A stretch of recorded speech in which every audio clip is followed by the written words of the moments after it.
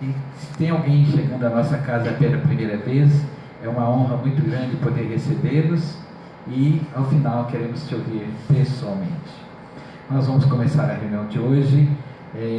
Antes de tudo, vou pedir ao nosso querido Hernandes para fazer a lição preparatória.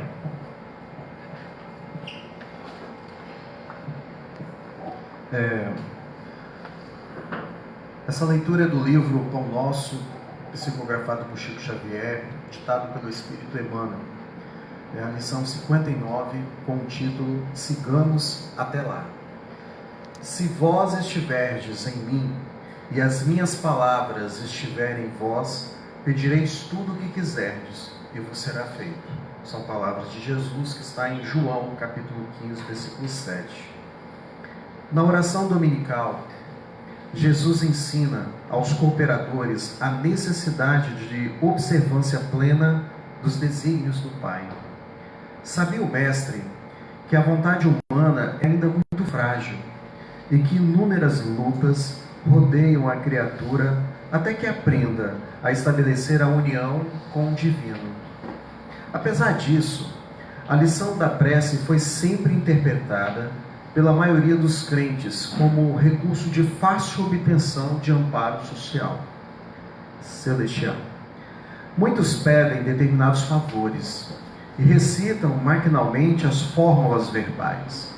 Certamente, não podem receber imediata satisfação aos caprichos próprios, porque no estado de queda ou de ignorância, o espírito necessita, antes de tudo, aprender a submeter-se aos desígnios divinos a seu respeito. Alcançaremos, porém, a época das orações integralmente atendidas. Atingiremos semelhante realização quando estivermos espiritualmente em Cristo. Então, quando quisermos, ser-nos-á feito, porquanto teremos penetrado o justo sentido de cada coisa e a finalidade de cada circunstância. Estaremos habilitados a querer e a pedir em Jesus, e a vida se nos apresentará em suas verdadeiras características de infinito, eternidade, renovação e beleza. Na condição de encarnados ou desencarnados, ainda estamos caminhando para o Mestre, a fim de que possamos experimentar a união gloriosa com o seu amor. Até lá, trabalhemos e vigiemos para compreender a vontade divina.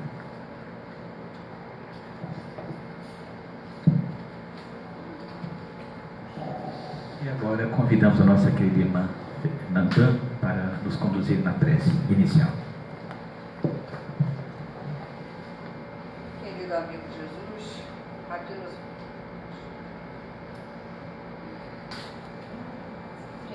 Jesus, aqui estamos, Mestre, mais uma vez, te rogando ao coração amigo, as bênçãos da tua paz, da tua luz, a do trabalho, Senhor, queremos iniciar.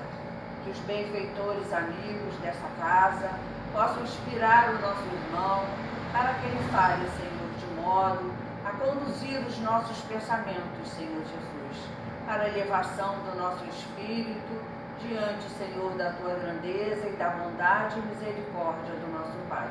Fica conosco, Mestre Jesus, pois muito precisamos de ti. Graças a Deus. Com esta prece, Senhor Jesus, dirigida dos nossos corações, queremos pedir a tua permissão para os estudos da noite de hoje. Para falar do tema Falando com os Espíritos, nós temos o prazer de receber aqui hoje um trabalhador da FEJOG. FEJOG é Fraternidade Espírita Joseph Kleber, aqui de Vila Velha. Flávio Purificação. Seja bem-vindo e estamos vibrando com você hoje. Obrigado, nosso irmão. Essa casa tão acolhedora, é um prazer novamente voltar aqui. Uma boa noite. Boa noite. Espero que todos vocês estejam bem e quem não estiver ainda se sentindo bem, que ao sair daqui esteja bem. Eu gostaria de começar o tema falando com os espíritos, perguntando para vocês: Quem aqui nunca falou com um espírito? Ela levantou a mão assim, ó.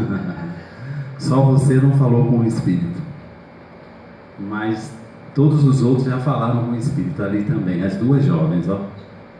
Eu pretendo nessa noite convencer vocês duas que vocês falam com espíritos todos os dias. Vocês só não sabem como falam, tá? Falando com os espíritos, né? Essa palestra surgiu de uma série de questionamentos que nós recebemos no atendimento fraterno, de pessoas que chegam até as casas espíritas e ficam comentando conosco: nossa, parece que o céu me esqueceu, meus parentes já morreram todos e ninguém volta para falar comigo, ninguém me manda notícia, não manda uma carta, não manda uma mensagem, um e-mail, um WhatsApp, não manda nada. E eu vejo com muita surpresa isso, porque embora o atendimento fraterno não seja um serviço mediúnico da casa espírita, não é necessariamente nesta hora que a espiritualidade desliga a nossa mediunidade, né? Pode ser que durante o atendimento fraterno nós tenhamos alguma visão mediúnica, mesmo que isso não influencie o atendimento fraterno. E é muito comum que as pessoas cheguem na casa espírita acompanhado de familiares ou de obsessores. Então, muitas vezes, não foram poucas, as vezes em que nós estávamos no salão, na porta do centro espírita ou no atendimento fraterno, e que aquela pessoa adentrava com um familiar que, pela forma com que ele se colocava junto à pessoa, é possível perceber que é uma ligação afetiva entre os dois, ou um amigo, ou um familiar, e também, da mesma forma, é possível ver que ali há uma ligação obsessiva. E conversando com essa pessoa, ela dizia assim: eu estou sozinha, e no lado está a pessoa lá em pé. A mãe, o pai, um amigo, um avô. Uma das figuras mais frequentes espiritualmente na casa espírita são os avós. Mais frequentes. É impressionante como a idade, né, nos transforma e nos faz valorizar o que é importante. Os avós voltam com uma frequência incrível para ajudar os netos e os filhos. Então, chegando por causa desses acontecimentos, a gente disse: olha, talvez seja interessante a gente falar sobre isso para quebrar alguns preconceitos, alguns paradigmas que existam na nossa cabeça, para a gente entender que nós falamos com os espíritos todos os dias. Como André Luiz fala na obra dele, no livro Nos Domínios da Mediunidade, o Aulus diz assim: bastou pensar para que a gente se comunique. É impossível pensar sem se comunicar com alguém espiritualmente. Por quê? Se nós temos um pensamento elevado, e aí a gente está falando sobre, né, o fenômeno e a linguagem. Se a gente tem um pensamento elevado, esse pensamento é uma inspiração de um espírito bom ou superior. Se nós temos um pensamento desequilibrado, esse pensamento chegará até um espírito desequilibrado, ou foi a inspiração de um espírito desequilibrado. E ele cria uma sentença matemática que ele diz assim: pensou, criou corrente mental, emite e recebe. Criou corrente mental, cria conexão, achou alguém lá. Depois que ocorreu a conexão, aí pode haver a influenciação recíproca. Pensei em bebida, achei alguém que gosta de beber. Tecnicamente falando, vulgarmente, um bebum, desencarnado ou encarnado. Porque se na sexta-feira, às 4 horas da tarde, a gente começar a pensar: nossa, que sexta-feira, sextou, não é? Os jovens falam isso muito hoje, sextou. Você entra na internet, no Facebook ou no Instagram, né? Sexta-feira, depois do meio-dia, é impressionante a quantidade de sextou. Meu sócio, inclusive, como a gente trabalha muito Às vezes, domingo a domingo, ele fala: eu odeio esse sextou, porque eu não posso fazer nada. E eu tinha vontade de criar na internet, começar a colocar segundou, só para matar esse pessoal de raiva. Ele fala: terçou, quartou, vamos trabalhar, pessoal. Mas é a inveja, a vontade de estar na praia, de estar fazendo as coisas, como ele não pode fazer, tem que trabalhar, então a invejinha fica ali, criticando o sextou. Então, na hora que a gente chega lá e fala o sextou, a vontade de ir beber uma cerveja, né? De ir para uma boate, uma festa, um barzinho, ou qualquer outra coisa, até mesmo coisas saudáveis, no momento que nós pensamos isso, sempre há alguém no próprio ambiente de trabalho que mentaliza isso.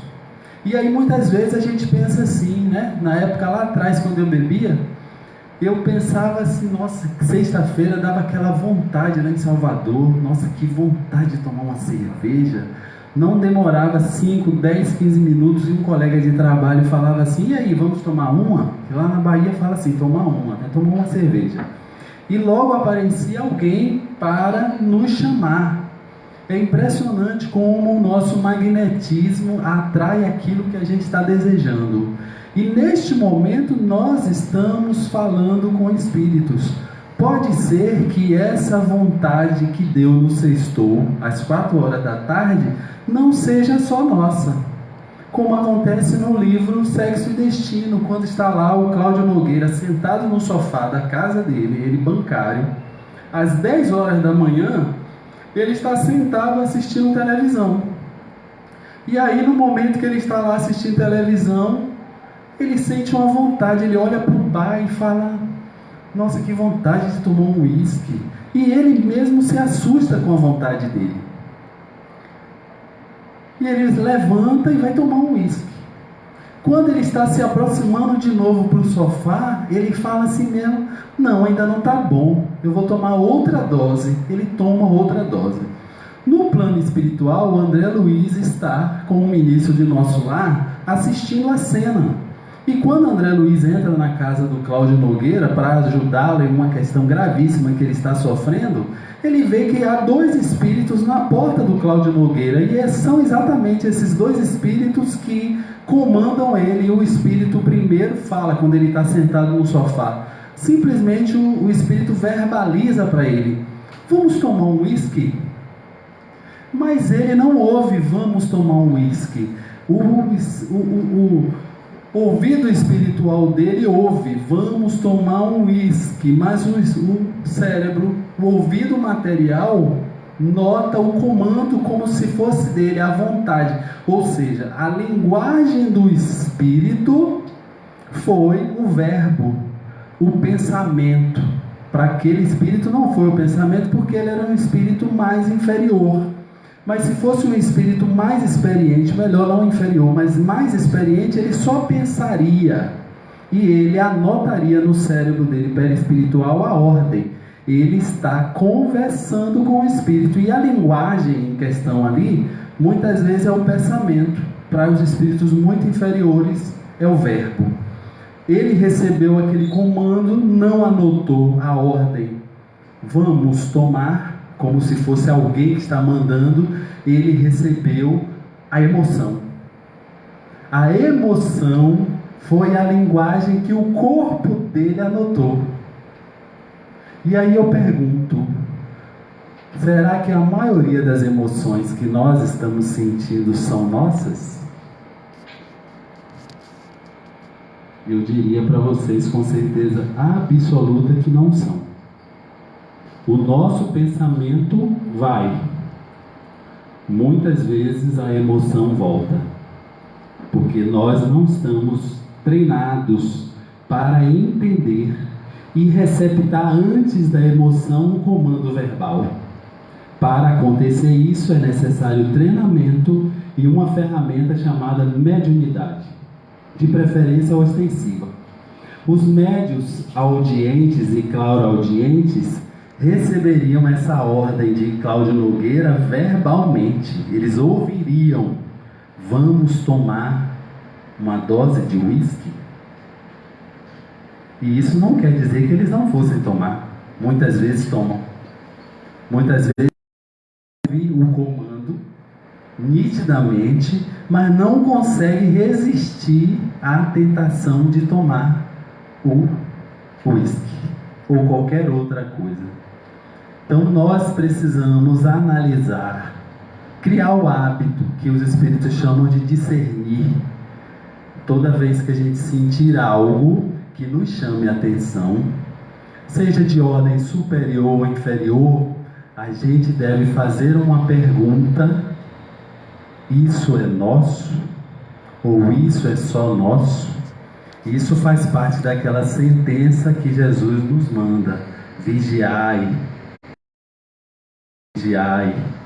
Eu costumo brincar lá no centro dizendo assim: se eu conseguir ganhar muito dinheiro, eu vou contratar uma empresa de segurança para me ajudar a vigiar, porque é muita coisa para vigiar, é muita tentação. Então a gente tem que ficar o tempo todo antenado se nós não estamos sendo comandados pelos espíritos, exatamente como diz a questão 400. A direção é muitas vezes a vontade de vir domingo às 7 horas da palestra da UECEL, e uma voz ou uma vontade nossa diz: eu vou. Outra pessoa diz: nossa, eu estou tão cansado hoje. Ela diz: você está tão cansada hoje. E a gente anota: eu estou tão cansado hoje, e a gente não vem. É necessário ir para vir. E isso acontece muito em nossas vidas. O fenômeno e a linguagem. Vamos ver o porquê ocorre esse fenômeno de falar com os espíritos, que nós poderíamos traduzir também de para influenciação espiritual. E aí eu trouxe aqui um texto que eu vou ler rapidamente sobre a influência inferior, que está no livro Ação e Reação. Olha que contexto. Há um grupo de espíritos obsediando um jovem. 2 tios obsediam um sobrinho, porque o pai desse sobrinho deles, o irmão deles, matou os 2 irmãos para ficar com a fortuna. E como o jovem herdou a fortuna, eles achavam injusto que o filho do seu assassino ficasse com o dinheiro que eles herdaram do pai, injustamente. E aí eles resolveram fazer... eles castigavam o pai desencarnado, que já havia morrido, havia se suicidado por culpa de ter matado os 2 irmãos, e eles resolveram vingar também o filho que herdou. E aqui André Luiz entende esse processo de influenciação espiritual que a gente passa. Ele diz que durante a obra dele, poucas vezes ele viu uma explicação tão nítida quanto essa. Vamos ver aqui rapidamente, eu tenho só 4 slides. Aprendemos nas escolas de vingadores que todos possuímos. Olha o primeiro ensinamento. No plano espiritual existe escola de obsessores. Existem escolas que ensinam aos espíritos a se vingarem de nós. Isso não é só essa obra que diz, não. Conheço dezenas de obras que falam de escolas para educar espírito a nos influenciar. Um dos tipos de influenciação é a vingança. Além dos desejos imediatos comuns, diz o espírito para André Luiz, né? Isso aqui é o obsessor que está explicando a André Luiz como ele faz o processo. Além dos desejos imediatos comuns, em qualquer fase da vida, um desejo central ou tema básico dos interesses mais íntimos, né? Ele dizendo que a pessoa, todo ser, tem um desejo central na vida. Nós nascemos e pensamos assim, na idade adulta, como todos nós estamos aqui. Todos nós aqui hoje temos um desejo central. Temos vários desejos e um desejo central. Algumas pessoas desejam se casar. O foco hoje na vida é casar. Outras é ter um filho. Outras é ganhar dinheiro. Outras é fazer uma viagem. E hoje, nesse exato momento, cada um de nós tem como pensamento central uma questão, que ele chama aqui de desejo central ou tema básico, dos interesses mais imediatos. E ele diz: por isso, além dos pensamentos vulgares que nos aprisionam a experiências rotineiras, emitimos com mais frequência os pensamentos que, nascendo desse desejo central, nos caracteriza, pensamentos esses que passam a constituir o reflexo dominante de nossa personalidade. Então, uma jovem que hoje está idealizando o casamento, ela só pensa em encontrar o príncipe encantado dela. Ela fica com aquele desejo o tempo todo. Quantas pessoas eu conheço jovens na casa espíritas, eu já até contei o caso de um atendimento fraterno aqui, onde a pessoa chorava porque ela ficava ansiando por conhecer a sua alma gêmea o tempo todo, e ela era super bonita, bem empregada, uma família incrível, mas ela não conseguia enxergar tudo que ela tinha. Ela só enxergava que ela não tinha esse noivo, que ela desejava casar. Esse pensamento era exatamente o tema básico, o desejo central da vida dela, e por causa desta questão ela sofria um processo obsessivo que visava minar a autoestima dela, porque ela se enxergava como alguém feia, que não tinha sucesso, que não tinha êxito na vida, mesmo tendo tudo que muitos de nós sonhávamos ter. E aí ele continua: desse modo é fácil conhecer a natureza de qualquer pessoa em qualquer plano, através das ocupações e posições em que prefira viver. Assim é que a crueldade é o reflexo do criminoso, a cobiça é reflexo do usurário, a maledicência é o reflexo do caluniador, o escárnio é o reflexo do ironista, e a irritação é o reflexo do desequilibrado, tanto quanto a elevação moral é o reflexo do santo.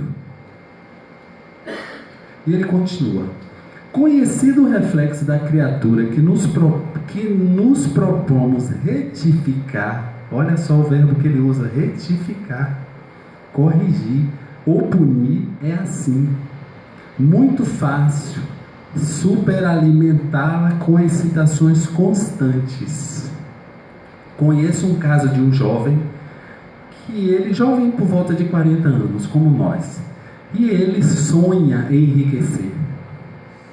Ele me confessou que durante o dia ele ouve uma voz dizendo para ele, pelo menos umas 7 vezes por dia, todos os dias há vários anos.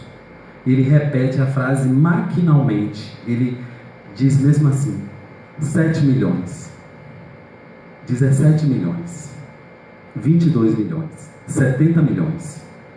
E ele tenta conter essa vontade que ele tem de falar esses números e não consegue. Há mais de 10 anos isso. Até que, investigando, nós descobrimos que ele mesmo confessou que ele é louco para ganhar na loteria. Louco, joga compulsivamente. E ele repete isso por influência de um espírito que visa que ele se desequilibre materialmente, fique viciado em jogo. O espírito já ligado a ele, porque o processo obsessivo já se formou, o espírito comanda ele e faz ele repetir. Por quê? Isso é como um comando hipnótico para ele não esquecer de jogar. No momento que ele me disse, no momento que ele repete o número, ele vê o número, ele vê ele ganhando o número. Olha que interessante. E aí ele repete isso e não consegue parar de repetir durante o dia. Ele faz isso 5, 6, 7, 8 vezes durante mais de 10 anos. Ele só conseguirá parar de fazer isso quando ele vencer o processo obsessivo, que só agora ele descobriu que é um processo obsessivo. Criando os outros que lhe se superponham, nutrindo-lhe dessa forma a fixação mental, que é o caso desse rapaz. Ele está fixado na ideia de ganhar um grande prêmio. Com esse objetivo, basta alguma diligência para situar no convívio da criatura malfazeja que precisamos corrigir entidades outras que lhe se adaptam ao modo de sentir e de ser, quando não possamos por nós mesmos, a falta de tempo, criar as telas que desejamos, com vista aos fins visados por intermédio de determinação hipnótica. Eu não sei se vocês entenderam o que ele disse aqui. Ele está dizendo o seguinte, resumindo esse último texto aqui. Quando eles não têm tempo para se dedicar e ficar coladinho assim, vou obsediar você um minutinho. Ficar aqui, 77 milhões, 15 milhões. Nem não dá tempo, é muita gente para obsediar.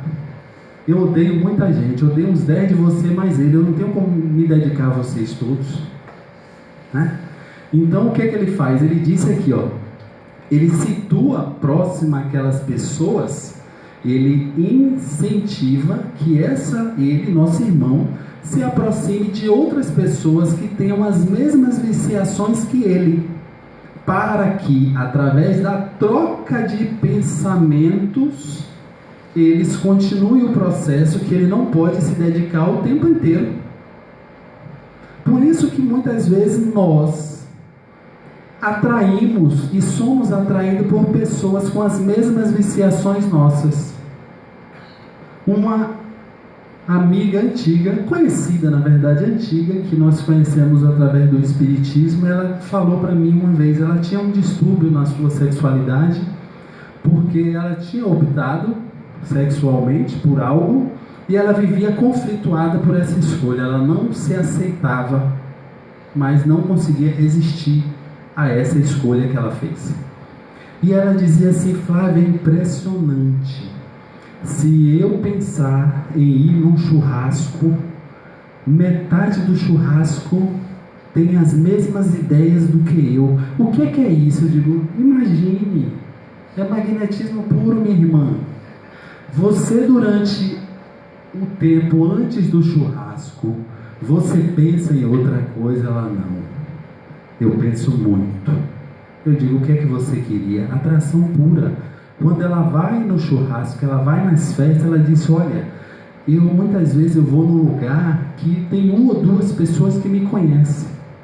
Quando eu chego lá, parece que eu conheço todo mundo e todo mundo pensa muito parecido como eu, tem os mesmos gostos, os mesmos vícios. Aí eu disse, magnetismo puro. Enquanto você não parar de pensar, enquanto você não parar de falar com os espíritos, através dos seus pensamentos, você não deixará de atrair esses espíritos que pensam igual a você. Então basta a gente ficar pensando no fumo. Pensa no fumo, no fumo, no fumo, que vai nascer fumante. Pensa no sexo, no sexo, no sexo, que vai brotar. A gente vai estar assim no nosso computador e o vírus que vai pegar vai ser aquele vírus que abre página pornô. Não vai ser um vírus que vai capturar a informação da nossa conta bancária, nem de roubar uma informação de e-mail, não. O vírus que vai cair no computador de um viciado em sexo vai ser o vírus que remete a sites de pornografia. Porque os espíritos vão trabalhar exatamente nesse foco aqui. E o mais assustador é isso, é quando não... entidades outras que lhe se adaptam ao modo de sentir e de ser, encarnado ou desencarnadas. E aí? Nós já estamos nos convencendo de que a gente fala com o espírito o tempo todo? E para finalizar aqui, só falta mais um slide, esse um próximo, ele diz: através de semelhantes processos criamos e mantemos facilmente o delírio psíquico ou a obsessão.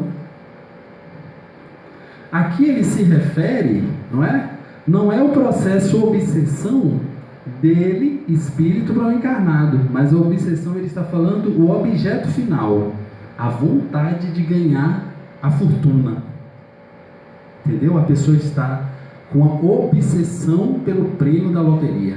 Ele não está falando do processo que ele está criando aqui, ele está falando do objeto. Então, a obsessão em casar, a obsessão em comprar um bem, a obsessão em ficar rico, a obsessão por alguém sexualmente, uma paixão por alguém, uma ambição.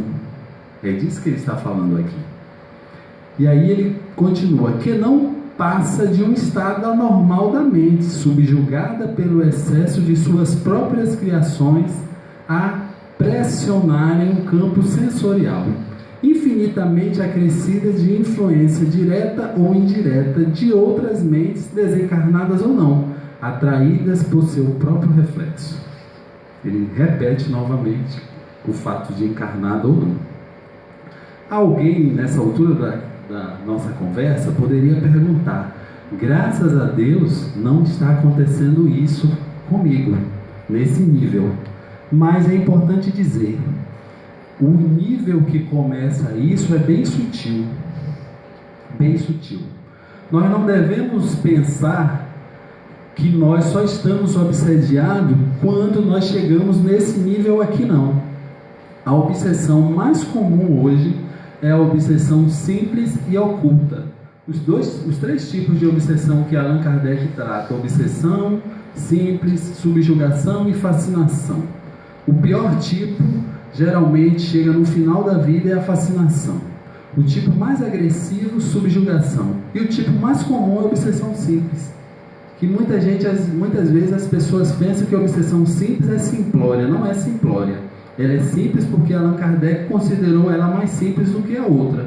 Mas hoje é muito comum, no livro Entre o Céu e a Terra, André Luiz afirma, isso na década de 40. Na década de 40 não havia o nível espiritual que tem hoje. Hoje o planeta Terra como um todo ele está mais evoluído do que na década de 40 do século passado, isso é óbvio. Mas hoje o nível de espíritos encarnados é mais inferior do que naquela época. Por quê?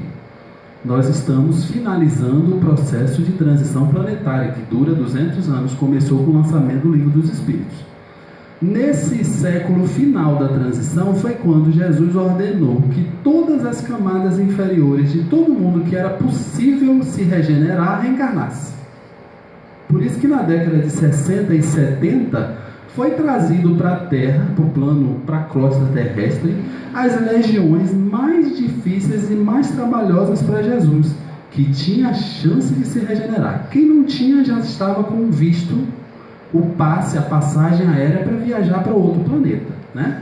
Então ele analisou Jesus com o olhar dele, a espiritualidade superior olhou, tem chance, reencarna. Não tem chance, passaporte para um novo mundo. Então, a partir da década de 60 e 70, reencarnaram muitos espíritos extremamente inferiores. E por conta disso, hoje, se na década de 40 André Luiz afirmou com Calderaro que menos do que 5% das pessoas estavam sem influenciação espiritual inferior, hoje eu diria que esse número é bem menor. A maioria absoluta de nós estamos sobre influência espiritual inferior e nem cogitamos. Humberto de Campos traz uma mensagem de um amigo dele, que eu esqueci o nome, tem no livro Conto e Apólogos, que ele no plano espiritual ele estava procurando esse amigo, que o amigo dele nasceu em berço espírita, e foi o espírita assim, que mais chamava a atenção, porque a família toda era atuante no movimento espírita, e ele conheceu esse jovem, e quando ele desencarnou, ele ficou numa situação mediana, Humberto de Campos. E ele disse que ficava olhando para cima um dia, tentando ver uma hora que esse amigo dele descesse das esferas superiores. E ele, depois de décadas no plano espiritual, ele está em uma instituição, e o amigo dele aparece. E ele disse, nossa, que fantástico te encontrar, eu sempre tive vontade de te encontrar, você era a pessoa mais espírita que eu conheço, espírita de berço, família espírita, trabalhava no movimento espírita. Eu imaginava, olha, quando esse homem desencarnou, ele deve ter sido recebido por Jesus. E quando ele encontrou o amigo, o amigo ouvia aquilo e ele disse que observava no rosto do amigo a melancolia, o amigo ia se encolhendo, com a cara de tristeza. E ele esperou, né, o amigo falar, e ele, meu irmão, não aconteceu nada disso. Eu fui para as regiões inferiores. Aí ele disse, você? Mas como? Ele disse, eu não imaginava que desde novo eu estava sob uma influência obsessiva oculta. Mas você não tinha nenhum sinal de obsessão, ele exatamente era isso. Os meus obsessores eram especialistas em me manter na inércia. Minha família trabalhava, eu ia para o centro espírita e não fazia nada. Fazia nada. Ia para lá, ouvia palestra e não fazia mais nada. Ele simplesmente, o objetivo dos obsessores dele era neutralizá-los. E aí muitas vezes a gente chega na casa espírita e fica esperando alguém tremer, alguém cair, alguém babar, alguém começar a dar uma comunicação assim, gritando, não é? Muitas vezes nós estamos ali quietinhos, parados, com esse semblante assim de Rinaldo Gianecchini, né? Tem uma amiga minha médium que ela deve ser fascinada, porque ela disse que meu espírito parece o Reinaldo Gianecchini. Eu disse, minha irmã, quarta-feira, 20 horas, eu quero te ver aqui toda semana, porque você está completamente fascinado. E não tem como não ser, né? E aí a gente imagina que a pessoa que está ali, semblante calmo, tranquila, nada está acontecendo. Pode estar certo. Nada pode estar acontecendo na vida dela, exatamente é isso que os obsessores querem. Ela está conversando e ele termina o texto dizendo assim: os meus obsessores diziam mesmo assim para mim, precisa fazer nada não. Seu pai, trabalha um monte, você vai herdar tudo isso aí. Os bônus hora dele vai vir tudo para você. Faz nada, não precisa não. Você já sabe tudo. Para que estudar? Faz nada, fica tranquilo. E aí ele ficou na fase adulta. Ele disse que os espíritos começaram a dizer para ele assim: agora é hora de você ganhar dinheiro. Você tem que ganhar mais dinheiro. Quando ele ficou velho, os espíritos começaram a dizer a ele: você vai agora trabalhar? Você está cansado, você está muito velho para trabalhar. E ele ficou durante a vida inteira dizendo isso. Eu não era médium, nunca falei com um espírito. E a vida inteira ele esteve se comunicando com espíritos sem saber. Olha como ele finaliza aqui. Ele diz assim: e sorrindo concluiu: cada um é tentado exteriormente pela tentação que alimenta em si próprio. Exteriormente. Entendem por que a jovem que ia para o churrasco e chegava lá e encontrava um monte de gente conflitada igual a ela, encontrava essas pessoas? Tentação. Chico, um amigo perguntou a ele, mesmo assim, Chico Xavier: Chico, o que é a tentação? Ele: meu filho, a tentação é aquele jeito do Chico. Meu filho, a tentação é como você correr de um cachorro grande, correr muito, olhando para trás, doido para que ele nos alcance. Isso é a tentação. A gente corre, mas fica torcendo para o cachorro nos alcançar. E a gente pensa assim: nossa, isso é coisa da minha cabeça, isso é algo assim que uma hora eu vou vencer isso, daqui a pouco eu venço. E a nossa tentação nos persegue a vida inteira. André Luiz, na página seguinte, diz assim mesmo: de mim mesmo achava-me perplexo.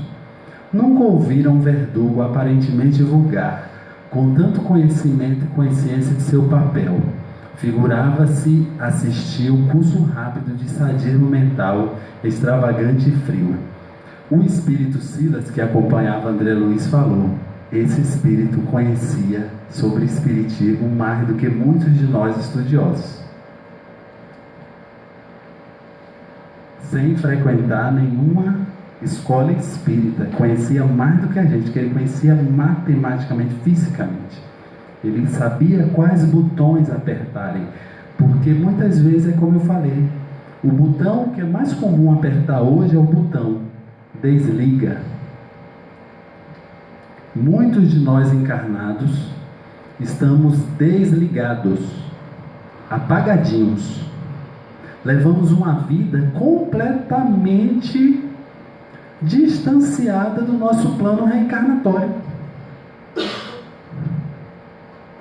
E aí a pergunta: é possível a gente saber se conectar ao nosso plano reencarnatório? Será que é possível, Celeste? Será? Como é essas folhas? Vem umas folhas para a gente ler. Como é isso? É possível sim. Estamos estudando isso na segunda-feira no ESD. Segunda-feira, estudo grupo aberto para estudar isso. Nada é por acaso. Vamos falar um pouquinho sobre a influência superior, o outro lado da moeda, né? Como é possível para nós nos conectar ao planejamento, para ligar o botão, para seguir, fazer exatamente o que esse amigo de Humberto de Campos não conseguiu fazer? Primeira coisa, vida edificante. Sem uma vida, sem buscar, se edificar moralmente. Não há como conversar com os espíritos que detêm o nosso plano reencarnatório, que é uma pastinha mais ou menos grossa, né? A minha, eu costumo dizer que deve ter umas 10 mil páginas e eu não li os anexos, porque é impressionante, é umas gangorras. Lá o pessoal fala assim: meu filho, escolhe aí quais são as provas e expiações que você vai passar. E aí eu fiz aquelas, né, escorregadeiras do Hopi Hari. Saí desenhando assim, meio displicente, e agora eu não estou entendendo alguma coisa. Então, como conectar para a gente ter acesso a isso aqui? Primeira resposta: a gente não vai ler essa pastinha. Essa pastinha, se nós visitarmos o plano espiritual à noite, nós tivermos acesso a ela, e isso é possível, o nosso mentor pode nos lembrar naquele momento de vida o que era para a gente estar fazendo. Quando a gente voltar do corpo para o corpo, a gente não vai lembrar das linhas. Eu não vou ver aquela escorregadeira, aquela montanhazinha russa que eu criei, eu não vou ver. Mas o meu sentimento, o primeiro aprendizado da noite que a gente poderia levar é que os espíritos se comunicam conosco emocionalmente. Falamos isso aqui quarta-feira. Se a gente acorda, primeiro, se a gente ora de verdade, ora com o coração, não faz aquela oração protocolar, Pai nosso que está no céu, santificado seja o vosso nome, olhando o celular, né? A gente está lá no WhatsApp, está orando. Se não faz essa oração, faz uma oração de verdade, onde a gente está se comunicando com Deus, falando uma linguagem aberta, livre, não precisa ser nem essa linguagem que Jesus ensinou. Sempre haverá uma resposta, sempre, sempre. Pode não ser a resposta que a gente quer, mas esse é o segundo ponto que eu vou falar. Mas aí a gente vai receber uma resposta. Essa resposta, ela será emocional. Porque nós vimos no papel o plano reencarnatório, mas o que a gente vai voltar é com a sensação de que se nós estivermos nos sentindo bem e a gente está se sentindo meio perdido, e a gente ora pedindo orientação: meu Deus, eu estou meio perdido, o que é que eu faço da minha vida agora? E a gente acorda de manhã se sentindo melhor, é porque nosso mentor disse: meu filho, se acalma, vai chegar lá, você está na direção, vai chegar lá. Agora, se a gente faz essa oração e acorda opresso, angustiado, é porque a resposta é que a gente precisa fazer alguma mudança na nossa vida. A gente está com alguma direção que não deveria estar. A resposta da comunicação espiritual mais comum é a emocional. Muitas vezes os espíritos se aproximam de mim, de nós, que somos médios ostensivos, e eu preciso falar, antes de contar alguma experiência, que nós não somos Divaldo Franco, nem Chico Xavier, nós não temos a mediunidade gloriosa desses missionários. Somos médios incrivelmente endividados, com uma mediunidade ostensiva bastante significativa para nos redimir de um passado extremamente criminoso. Mas com mais de 30 anos de convivência diária no Espiritismo, muitos anos, né? Não segunda, quarta e sexta, mas levei 15 anos de domingo a domingo, de domingo a sábado, dentro de centro espírita. Nós aprendemos que essa comunicação é muito emocional. Então, muitas vezes um espírito se aproxima de mim e simplesmente fica aqui do meu lado. E ele não me diz nada verbalmente, ele me diz no máximo mentalmente, e muitas vezes eu sinto o que ele está sentindo. Eu vejo que é um espírito sofredor. Eu vejo que é um espírito que tem o objetivo de fazer mal a mim ou a alguém. Nitidamente, por causa da energia, por causa do que eu sinto. Todos nós temos um ponto do nosso corpo que é chamado de ponto crítico do corpo, ou órgão de choque. Toda vez que nós sofremos uma constrição espiritual, ou nós passamos por um estresse, o nosso órgão de choque é o primeiro a gritar. Algumas pessoas têm asma, algumas pessoas têm crises gástricas. Eu tenho um sintoma no meu coração. Toda vez que algum espírito que me deseja fazer o mal, ou deseja fazer o mal a alguém, ou está sofrendo, se aproxima de mim, eu sinto uma constrição no meu coração. Meu coração acelera, a minha pressão arterial aumenta, E eu sinto imediatamente. Do mesmo jeito que ocorre quando um espírito bom se aproxima, eu me sinto super bem no centro de força cardíaca. Então, a gente tem que entender essa comunicação emocional, que é o primeiro ponto. O segundo ponto é que nem sempre a resposta que a gente vai ter quando a gente fizer essa conexão é a resposta que a gente quer. Aí é que está um grande desafio de aprender a falar com os espíritos. Porque, como a maioria de nós, como eu disse antes, estamos sob a influência espiritual inferior, quando a gente ora para mudar a direção ou o sentido, a gente, se conseguir se conectar com o nosso mentor vai dizer o que nós precisamos fazer para voltar ao trajeto. E o que ele vai dizer para a gente não é o que a gente quer ouvir, porque se fosse o que a gente quisesse ouvir, a gente estaria no caminho. E aí a gente acorda conflitado, porque a gente sabe o que tem que fazer, mas não aceita o que tem que fazer. Hoje, com 46 anos, eu passo o maior desafio da minha encarnação.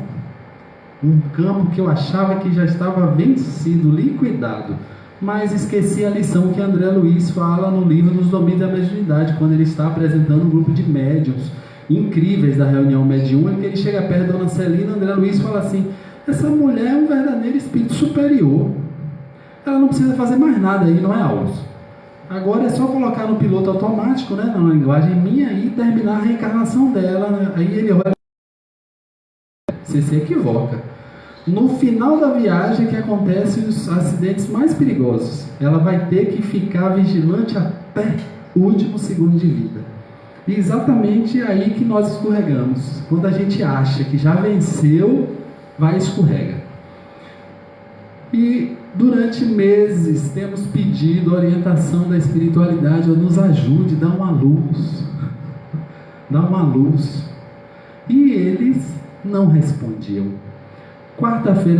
Terça-feira passada, antes do dia que eu estive aqui na quarta, nós estávamos numa reunião mediúnica e o pai de uma trabalhadora da casa, que a gente nem sabia que estava desencarnada há 40 anos, trabalha na Fejoga, e ele veio e pediu a mim: ô meu irmão, fala para minha filha tal recado, para um neto dele, que o neto dele estava passando por um problema obsessivo ano passado, e segundo o espírito falou, disse assim: olha, ele está vacilando na vigilância. A gente diz, ó, evangelho no lar, toda quinta-feira tem que fazer. E o espírito disse que visitou ele nos Estados Unidos e que ele tinha parado de fazer o evangelho no lar. E mandou, olha, fala para ele não parar não, porque os nossos inimigos estão à espreita. E eu falei para ela, eu disse, olha, tem um senhor aqui dizendo para você falar isso para seu filho que mora nos Estados Unidos. Ela disse, é mesmo, como é ele? Eu descrevi, ela chorou, meu pai, uma trabalhadora antiga da Feijão. E no final dessa comunicação, o espírito me viu pensando sobre o meu problema. E ele me viu pensando no problema, ele tinha se afastado uns 10 metros de mim, ele voltou e falou assim mesmo: meu filho, meu irmão, só se agora a gente desenhar para você. Eu disse assim, como desenhar? Ele falou, você se lembra do sonho que você teve essa semana? A resposta é aquele sonho. Mas o sonho era horrível, porque o sonho dizia que eu tinha que fazer exatamente o que eu não queria fazer. Eu estava falando com os espíritos já há meses, e ele disse para mim, olha, a gente já mandou mensagem e resposta para você no Pão Nosso, no Caminho, Verdade e Vida, tá? Nos livros de André Luiz. Agora a próxima técnica vai ser desenhar. Ele falou para mim. A gente vai ter que desenhar com a setinha, assim, ó, eu que estou falando agora, ó, vá por aqui. Mas até esse dia eu não queria nem ver. Quando eles falavam assim, eu lia Pão Nosso, eu disse, não, eu abri errado. Essa é a segundo entendimento. Quando nós oramos e pedimos uma orientação para algo, não devemos esperar ouvir o que a gente quer. A gente vai ouvir o que a gente precisa. E por mais que doa, por mais que a gente não aceite, é aquilo que é melhor fazer. Não quer dizer que a gente vai fazer. Mas não adianta fugir, não adianta tentar se enganar. Uma outra questão para finalizar.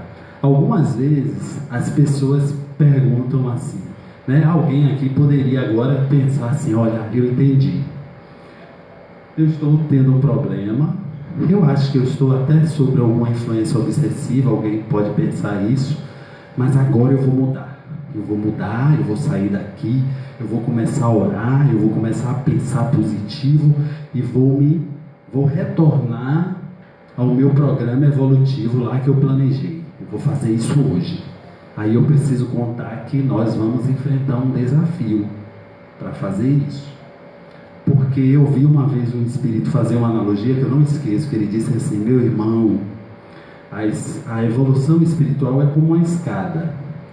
Nós planejamos a subida de um certo lance até um certo lance e a gente sobe na velocidade que a gente quer. Se quer subir rápido, sobe rápido. Se não quer subir, não sobe, fica parado. Se quer subir lentamente, sobe. Mas há um detalhe, se a gente descer, o tempo que a gente levou descendo será o tempo que a gente terá que voltar ao ponto que a gente precisava estar hoje. Então, traduzindo, se nós nos entregamos a algum compromisso espiritual durante um determinado tempo, não devemos ter a ilusão que a gente vai conseguir se equilibrar num dia. Não. Quantos de nós vêm no tratamento na casa espírita? Lá na Feijoga a gente tem uma técnica, que cada casa tem uma diferente, que a Kardec não disse quantos dias a pessoa deve fazer obsessão, desobsessão. A gente faz 4 semanas, vai para o atendimento fraterno, reavalia e pergunta, você acha que precisa continuar? A pessoa é que tem que dizer. O atendente fraterno não é adivinhão, né? Eu jogava búzios lá na Bahia, aqui eu não jogo mais. Então não dá para jogar umas cartas de tarô e adivinhar o que está passando na casa da pessoa. Não é um serviço mediúnico, então a pessoa tem que dizer. E algumas pessoas frequentemente me perguntam assim, você acha que em 4 semanas eu resolvo tudo isso? A pessoa está com muito problema com os filhos, um filho com droga, divorciando do marido, está desempregado. Eu digo, é mesmo, minha irmã, 4 semanas vai dar para resolver tudo? Todos os problemas dessa reencarnação em 4 semanas você quer eliminar, é isso mesmo? E a pessoa pergunta isso para a gente, e aí dá vontade de falar essa metáfora que o Espírito usou. Minha irmã, a quantidade de degraus que você vai ter que subir é exatamente a quantidade de degraus que a gente se permitiu descer. Não tem como nos iludir. Eu gostaria muito, já procurei ter 1 ano de experiência procurando um jeitinho no plano espiritual, uma técnica de pular os degraus, de, sei lá, comprar uns créditos, uns bônus horas. Não encontrei nenhuma. Já tentei de todo jeito, então não tem jeito até agora. Se eu achar, eu conto para vocês. Mas a gente deve entender que esse processo é da lei de justiça, amor e caridade. Desceu os 10 degraus, terá que subir os 10 degraus. A diferença é que para descer, a gente teve a ajuda da espiritualidade inferior. Para subir, a gente tem a ajuda da espiritualidade superior. Sempre, porque eles não vão nos julgar. Eu, no meu problemão lá, no meu desafio, na minha montanha do Hopi Hari, o nosso irmão, pai da minha amiga, não furtou o auxílio. Ele veio e me ajudou. Todos nós hoje temos um grupo de espíritos que estão trabalhando por cada um de nós, sem exceção. Não devemos duvidar disso, e essas pessoas estão tentando falar conosco através do pensamento, da inspiração, da intuição. Não precisa ser médio ostensivo para se comunicar com os espíritos. Basta fazer essa oração que nós falamos, uma oração realmente sentida, e de manhã ou durante o dia vai vir uma mensagem mental, um pensamento E esse pensamento a gente vai sentir que é a resposta. E aí o desafio é aceitar ou não, ou esperar a próxima tentativa deles, porque vai chegar uma hora que eles vão tentar até colocar um outdoor na terceira ponte. Vão tentar, mas cabe a nós aceitar ou não. Então a influenciação superior exige exatamente a disciplina de se manter no movimento de subida da escada. Quando a gente está no movimento de subida da escada, quem vai falar conosco são espíritos do bem. Não é Bezerra de Menezes, Joana de Ângeles, não. É João e Maria. É o pai da minha amiga lá. É uma pessoa que desencarnou, que resolveu trabalhar no movimento espírita, porque trabalhava aqui, e está lutando para ser um espírito iluminado. Mas é muito parecido conosco. É esse espírito que está tentando falar conosco todo dia, não Bezerra de Menezes. Bezerra de Menezes manda recado, porque Bezerra de Menezes é muito ocupado. Mas muitas vezes nós, espíritas, ficamos esperando que Joana de Ângeles apareça com aquele hábito azul, né? Toda decorada, parecendo uma imagem de Maria, para falar com a gente. Não vai aparecer. Quem vai aparecer é o João e Maria, que vai chegar para nós, vó, e vai falar. Se nós pudermos falar mais da nossa vivência, a gente não tem exemplo nenhum para falar, mas se a gente falar mais da nossa vivência, a maior benfeitora espiritual nossa nessa reencarnação, depois do mentor, é a avó do meu pai, a mãe do meu pai, minha avó paterna. Um espírito que foi iletrada, analfabeta, na certidão, no RG dela tinha lá, iletrada. E desencarnou e se tornou uma pessoa incrível, porque era uma pessoa voltada ao trabalho do bem. Criou 23 filhos sozinha, que o marido morreu muito novo, e ela, no sofrimento, acrisolou ali uma bondade, e hoje ela fica amparando um monte de netos. E a gente fica pensando assim, como é que essas pessoas falam conosco? Eu tive cerca de uns 3 acidentes trabalhando na área tecnicamente nos últimos 10 anos. E todas as vezes que eu tinha um acidente, aparecia uma senhora para mim, por volta de 50 anos. Eu dizia, será que essa senhora é minha mentora? Uma senhora com um vestido colorido. E todas as 3 vezes ela meio que me salvava.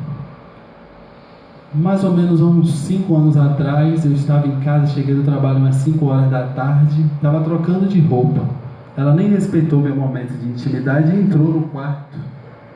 E quando ela entrou no quarto, eu olhei para ela estava usando um lenço, um vestido colorido, e eu olhei para o nariz dela e disse assim, nossa, eu conheço essa senhora de algum lugar, esse nariz não me é estranho. E minha avó tinha um nariz enorme, ocupava quase metade do rosto dela. Eu brincava muito com ela e dizia, nossa, seu nariz era muito grande. Ela, meu filho, você é muito sem vergonha. E quando ela apareceu, eu disse assim, é minha avó.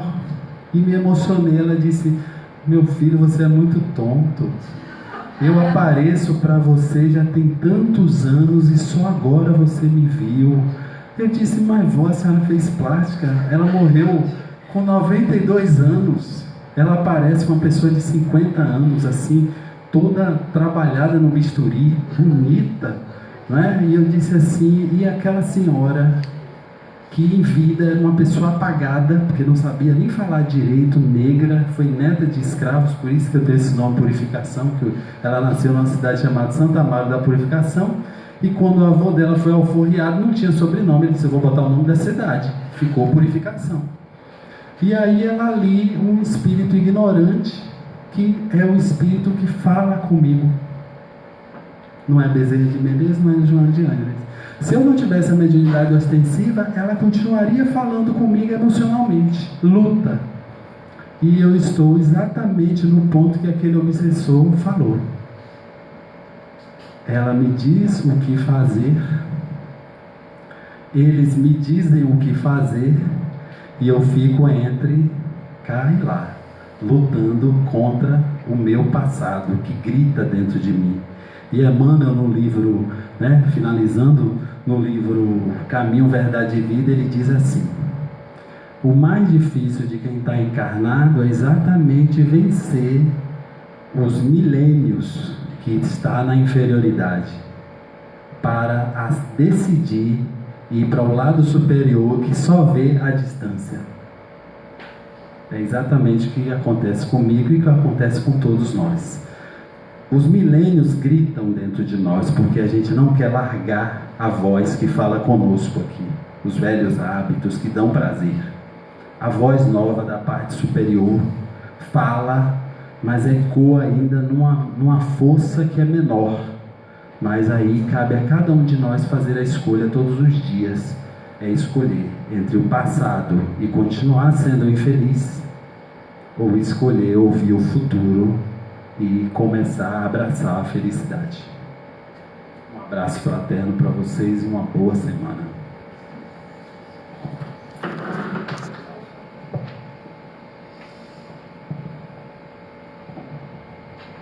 Flávio da purificação. Essa mensagem é purificadora, Flávio.